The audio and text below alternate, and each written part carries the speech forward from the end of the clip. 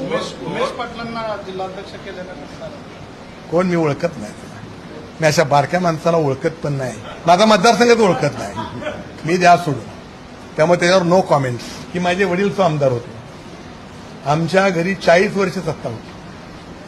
आणि मग इतके वर्ष सत्ता असल्यानंतर माणसाला निगेटिव्ह वोटिंग होत असते. आणि यशवंत माने हे आमदार होते, परंतु त्या तालुक्यातलं सगळं जडणघडण आमचं कुटुंब करतं. त्यामुळं आमच्यावर नाराजी म्हणून निगेटिव्ह वोटिंग म्हणून यशवंत मानेला तिथं पराभव पत्करावा लागला.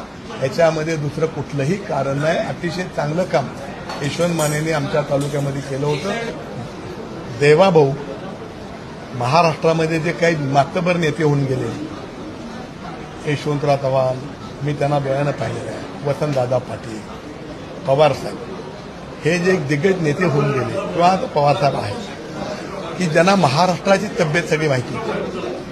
महाराष्ट्रामध्ये विदर्भाला काय लागतं, कोकणाला काय लागतं, पश्चिम महाराष्ट्राला काय लागतं, खानदेशाला काय लागतं आणि त्याचा अभ्यास होतो. त्याचा आता नेतृत्व या राज्यामध्ये देवाभाऊ आहे.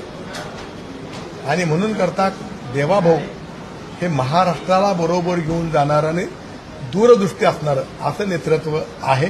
त्यामुळं त्यांनी जिथं जिथं आपल्याला आवश्यक आहे, जिथं आपला पक्ष कमी वाटतोय किंवा जिथं पक्षामध्ये कमतरता वाटते तिथं त्यांनी पक्ष वाढवण्यासाठी असा निर्णय घेतला असेल.